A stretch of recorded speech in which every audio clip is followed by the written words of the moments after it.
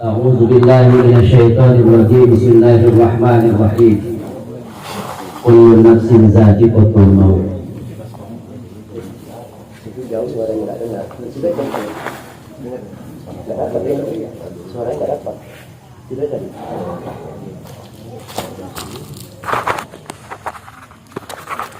Hari ini tidaklah mengajari ilmu berduri, tidak mengajari ikan berenang. Kita hari ini lunaknya makanan karena dikunyah-kunyah, enaknya kaji karena diulang-ulang. Terlebih dahulu saya haturkan rasa hormat kepada tuan-tuan guru, para alim ulama titik pandai yang ada di kampung ini. Saya tidak menggurui, tetapi adalah untuk melancarkan pelaksanaan tahlilan malam ketiga hari ini. Bersyukur kita kepada Allah, mudah-mudahan kehadiran kita adalah kehadiran yang penuh dengan tuah. Kita datang di tempat Sahibul Musibah, tidak lain adalah untuk bertakziah. Mudah-mudahan kedatangan kita rumah ini penuh dengan barokah. Insya Allah kita semua yang hadir hari ini termasuk orang-orang yang istiqomah. Istiqomah kita di jalan Allah. Dan kiranya Allah memudahkan kita untuk berangkat ke Mekah. Di Mekah nanti insya Allah kita bisa sa'i antara Safa dan Marwah. Pulang dari Mekah nanti insya Allah kita bisa beli tanah, bisa pula beli sawah. Dan insya Allah kita semuanya husnul khotimah dan kita dimasukkan ke dalam jannah. Salawat beriringkan salam sama kita ucapkan kepada Rasulullah Muhammad. Saya hanya memberikan ingat bahwa nanti suatu saat ketika datang malaikat, maka siap-siaplah nyawa akan diangkat. Lalu kita akan dimandikan, dibawa ke belakang, mau dimandikan oleh Pak Ahmad. Lalu dibukalah pakaian kita satu persatu agar kita dimandikan, digosok badan kita agar daging-daging yang melekat semuanya terangkat. Lalu setelah dimandikan kita dibawa ke ruang tamu, maka banyaklah orang yang melayat. Maka ketika sudah banyak yang melayat, maka kita dikafani, diikat dengan kain kafan itu kuat-kuat. Setelah itu kita dibawa sholat yang takbirnya ada 4. Setelah itu kita berangkat dibawa ke pemakaman, dimasukkan kita ke liang lahat, lalu ditutuplah dengan papan rapat-rapat, lalu ditimbun dengan tanah padat-padat, lalu kita didoakan oleh Pak Ahmad agar kita selamat dunia akhirat mendapatkan syafaat dari Nabi Muhammad. Ini kehadiran kita hari ini adalah membenarkan bak kata orang Melayu, kayu tumbang di pinggir laut, jatuh buahnya dimakan ikan. Kalau sudah datang malaikat maut, kemanalah badan hendak dilarikan. Kullu nafsin za'iqatul maut. Setiap diri, setiap nyawa, setiap pribadi pasti akan menemui kematian. Hari ini Sahibul Musibah, terkhusus kepada Sahibul Musibah dan kita semuanya ahli takziah, jangan khawatir dan jangan gundah bahwa hari ini ujian itu adalah untuk menaikkan kualitas kita, iman kita. Apakah iman itu semakin berkurang atau semakin bertambah? Biasanya iman itu bertambah ketika ada rasa sakit dalam hati kita, ada rasa sakit pada diri kita. Yakin dan percayalah, disitulah kita dekat kepada Allah Subhanahu wa Ta'ala. Sahibul takziah dan kita Sahibul Musibah dan kepada ahli takziah rahimakumullah yang berbahagia. Saya ada satu kisah dulu, singkat saja, karena nampaknya hari ini tak mungkin saya harus panjang-panjang. Bak kata orang Melayu, kalau dari Simpang Beragi ke Pematang Ganjang, singgah pula tempat Pak Ahmad. Saya nggak panjang-panjang, tak nanti mahkumat. Biasanya macam gitu, karena belum ada yang belum makan. Dulu ada seorang suami istri, seorang suami istri yang dia betul-betul suami itu begitu sayang sama istrinya. Ternyata istrinya meninggal. Kalau dibilangkan cantiknya istri itu kalah sehari ini. Kenapa bilang demikian? Saking sayangnya seorang suami kepada istrinya yang meninggal, dia membandingkan perempuan istri itu dari orang lain tak pernah ada imbang. Cantiknya cukup luar biasa, rambutnya bak mayang terurai, pipinya bak lauh dipayang, alisnya bak semut beriring, dagunya bak lebah bergantung, dagunya, bibirnya merah merona, bak buah delima yang lagi merah. Begitulah cantiknya istri almarhum. Suatu saat, karena saking sayangnya dia kepada istrinya, Dia mohon minta bantuan kepada orang pada waktu itu. Dia minta tolong, wahai saudara-saudaraku, wahai siapakah yang bisa membangkitkan, menghidupkan istriku. Istriku ini aku memperjuangkannya luar biasa, sampai aku tak bisa tidur mendapatkan dia. Meninggal dia, aku sedihnya luar biasa. Begitulah nasib seorang suami kalau ditinggal istri. Memang hari tua yang nangisnya. Akhirnya apa?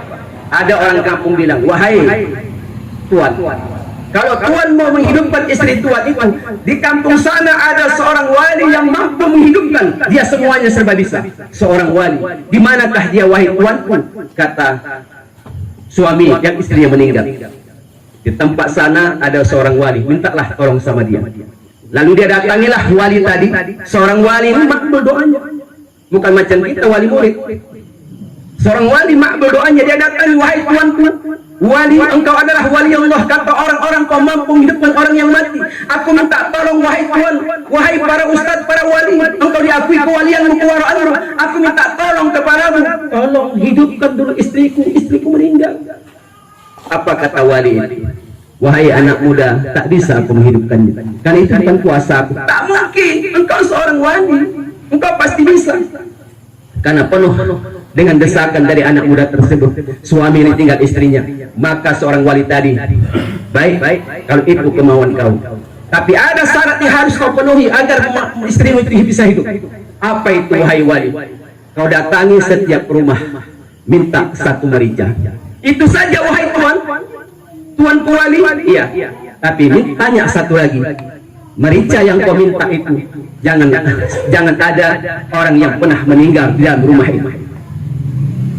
Akhirnya seorang suami ditinggal istrinya, dia datangi rumah ke rumah, door to door, tempat si A. Dia datangi, assalamualaikum wahai tuan. Dia, waalaikumsalam. Ada apa wahai sana? Apakah di rumah tuan ada merica? Ada. Untuk apa? Saya tinggalin tuan. Lalu ini mericanya. Cuma saya mau lanjut bertanya, wahai tuan, apa yang mau tanya? Apakah di rumah tuan ini pernah ada orang meninggal? Pernah. Gugur. Tak jadi diambil merica itu. Lalu pergi dia ke tempat yang lain. Assalamualaikum tuan, apakah di tempat tuan ada merica? Ada. Ini mericanya. Tapi aku ingin bertanya lagi, wahai tuan, apakah di tempat di rumah tuan ini pernah ada orang meninggal? Pernah. Akhirnya gugur. Didatangi dari A, B, C, door to door, keliling. Akhirnya kembali anak muda tadi, yang suami, yang istrinya meninggal tadi, dia balik ke tempat wali. Wahai wali, aku sudah mencari merica yang kuperintahkan, semuanya ada, tapi satu yang tak ada, yang tak terpenuhi. Apa itu? Ternyata di rumah itu semuanya pernah ada orang yang meninggal. Apa makna dari cerita ini? Wahai bapak, kita semua yang hadir, pembelajaran kepada kita. Wahai anak muda, orang yang kau datangi itu, dia pernah merasakan sedih apa yang kau rasakan hari ini. Mengapa kau terlalu sedih dengan kematian yang ditinggalkan oleh istrimu? Masih banyak perempuan-perempuan di luar. Kalau mau datangi, orang waktu masih hidup aja bisa nambah. Kau usah terlalu sedih. Memang beda. Kalau perempuan istri yang meninggal, beda dia. Nangis laki-laki itu sementara aja, sambil menangis sambil melirik, mana lah gantinya. Tapi bukan bapak-bapak sini, itu bapak-bapak yang ada di Medan. Tapi kalau seorang istri, dia beda. Dia sampai habis masa iddahnya 4 bulan 10 hari, masih juga dia menangis. Bahkan kadang-kadang bisa sampai meratap seorang istri kalau suaminya meninggal. Begitulah setianya seorang istri. Mudah-mudahan kita semua sini istri kita solehah semua lah. Amin. Sedangkan amin itu nggak yakin kita kadang-kadang. Karena zaman sekarang istri orang sibuk dengan Android, buat status galau di Facebook. Jadi bapak ibu bapak yang berbahagia, sahibul takjiah, dan kita sahibul musibah rahimakumullah yang berbahagia. Ini pembelajaran kepada kita bahwa kita akan meninggalkan dunia. Tak usah terlalu sedih. Dunia ini bukan tujuan akhir dari perjalanan kita. Tujuan kita adalah akhirat. Kita boleh kerja untuk dunia, i'mal li dunyaka ka'annaka ta'isu abada wa'mal li akhiratika ka'annaka tamutu ghadan. Kerja untuk duniamu seolah kau hidup selamanya, tapi ingat ketika kau kejar dunia, yakin dan percayalah tak akan pernah akan ada cukupnya. Tapi ketika kau kejar akhirat, ini kita. Hari ini kita duduk di malam bertiga adalah mengejar akhirat. Kita datang ke tempat ini tidak mau dikatakan oleh Rasulullah Muhammad SAW. Apa kata Rasulullah? Sitatun asyain tuhbitul a'mal. Ada 6 perkara yang menghilangkan amal ibadah kita. Apa itu? Salah satunya adalah qaswatul qulub. Adalah orang yang keras hatinya, tak mau diberikan nasihat. hari ini melunakkan hati. Maka jadikan kematian ini, kata Rasulullah, wa kafa bil mauti wa izo, cukuplah kematian ini sebagai nasihat.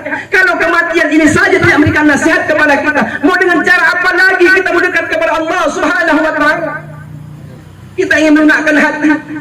Bagaimana caranya kita belajar?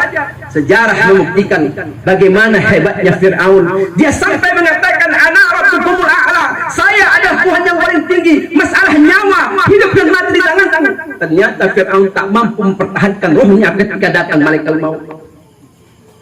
Apa yang kita pakai jawabannya sekarang? Awak, tukang becak. Itu pun kadang-kadang dapat sewa nembak. Dia engkau becak, celana pula yang goyak. Terakhir apa kata tukang becak? Allah, wa makan salah pala awak. Itu yang kita banggakan. Tak mau ibadah kepada Allah Subhanahu wa taala, masjid dekat. Itu orang yang berpangkat mati. Kalau yang kaya siapa? Qarun. Qarun orang yang paling kaya, hampir disetarakan dengan Nabi Sulaiman alaihissalam. Ternyata Qarun tak mampu mempertahankan rohnya ketika malaikat maut itu datang. Apalagi awak rumah ngontrak. Itu pun petentengan, bergaduh sama jiran tetangga sebelah gara-gara tanah jengkal. Beko-beko itu nggak cakap-cakapan, jalan muka. Tak mau, dan belakang sungai tenggelam waktu terakhir. Ini kan pembelajaran kepada kita.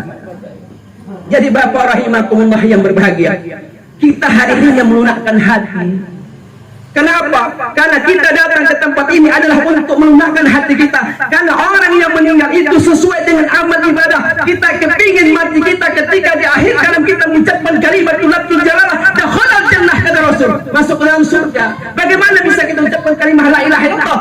Nih, zikir, datangi wirid yasin, datangi tahlilan. Apa diucapkan? Afdalu zikri fa'lam annahu la ilaha illallah.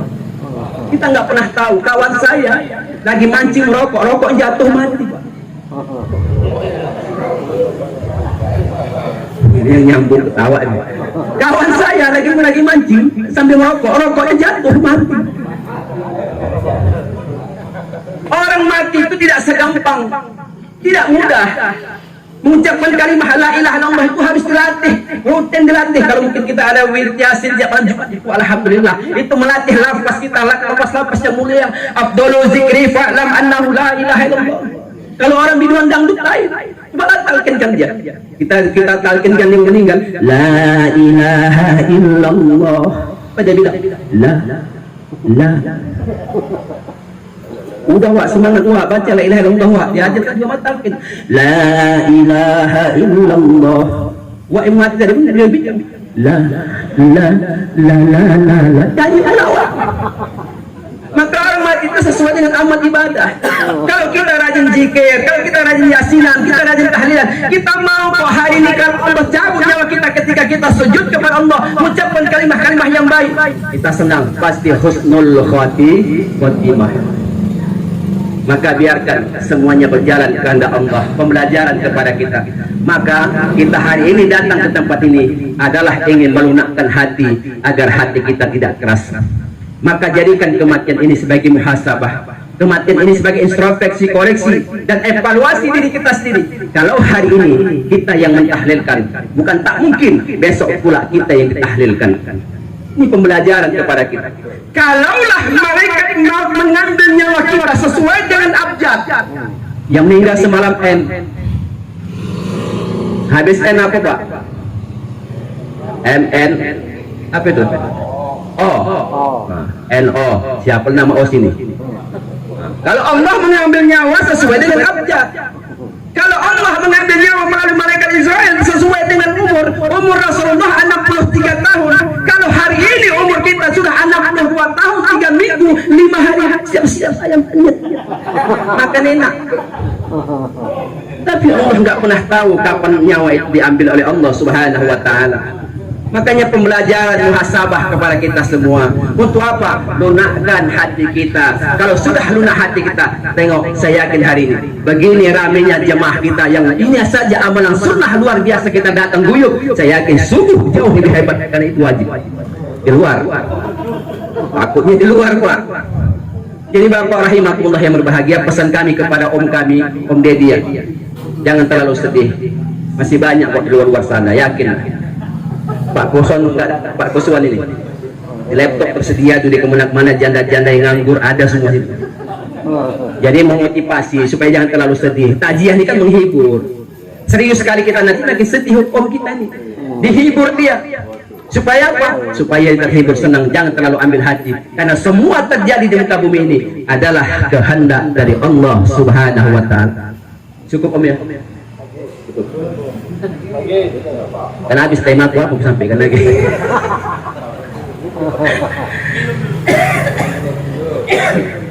Nah, kalau ada nengok bontot Bapak udah terpegang. Itu kan siap-siap tidak pulang. Jadi terakhir yang ingin saya sampaikan adalah siap-siapkanlah amal terbaik kita.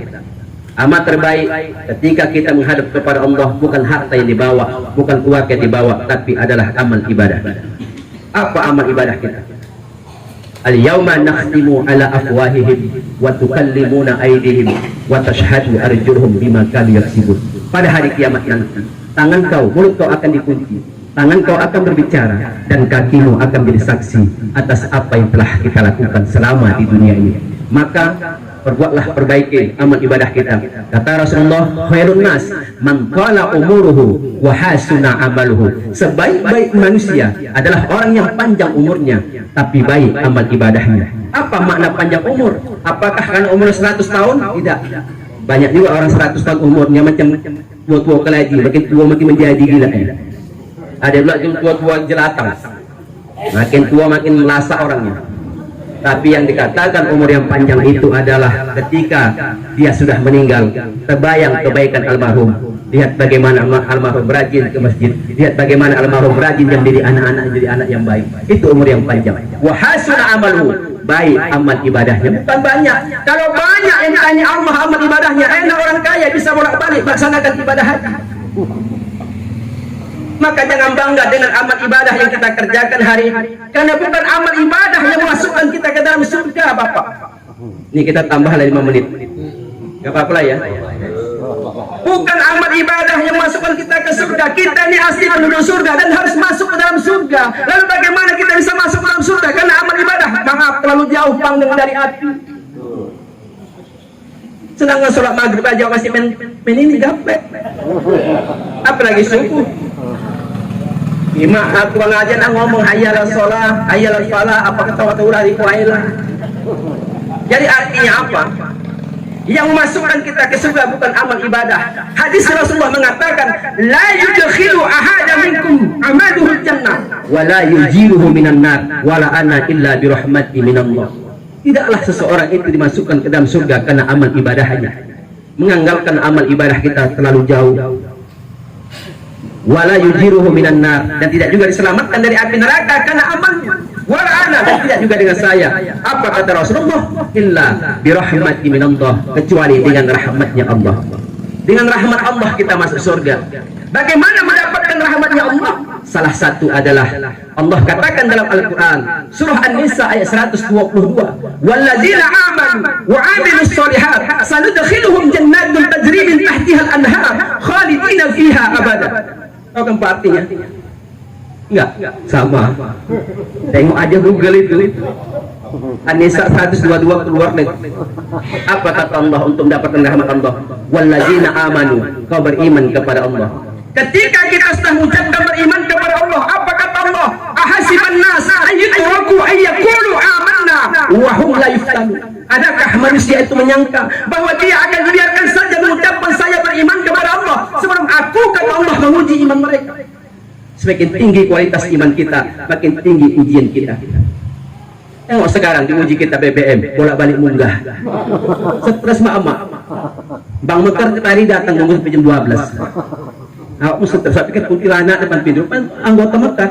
Orang-orang Muslim semua berjilbab, luar biasa. Wallazina amanu, beriman. Jadi hari ini kita beriman kepada Allah, bukan mati saudara kita hari ini. Dia hidup bagi orang yang cinta kepada dia. Jangan dipandang dengan kasat mata, tapi pandanglah dengan hati. Itu yang pertama. Yang kedua adalah wa'amilus sholihat, adalah dengan amal soleh. Apa salah satu amal soleh? Macam kita yang hadir hari ini, amalkan sunnah Rasulullah Muhammad SAW. Berikan hadiah bacaan-bacaan itu sampai, insya Allah sampai. Nggak percaya? Tinggal nanti coba SMS. Sampai enggak? Insya Allah. Jadi dua amalan inilah yang akan memasukkan kita ke dalam surga, bukan karena amal ibadah kita. Terlalu jauh panggang dari hati. Orang kaya bisa bolak-balik hati, orang kaya bisa bolak-balik dia bersedekah. Kita tiap hari nak ke laut angin koncang, tak ke laut utang keliling pinggang. Tiap hari simat upang datang, anak telanjang tudung sangin ditengok sobat pelontang tinggal ikan selamat pulang. Jadi artinya apa? Semuanya untuk masukkan kita ke surga adalah dengan iman dan amal soleh. Cukup apa dagamnya. Terima kasih. Ini tunduk ini tunggu nambah lagi. Tenang aja lah, kita carikan nanti. Tapi tunggulah jam buru-buru kali. Tengok yang sayang sama anak kita. Yang beranak si ikan kakap melompat ke atas pasir. Cukuplah, sudah saya bercakap. Saya sudahilah sebelum diusir. Akhirul kalam, ila liqa' ma'assalamah. Wallahul muwaffiq ila aqwamit thoriq. Wassalamualaikum warahmatullahi wabarakatuh.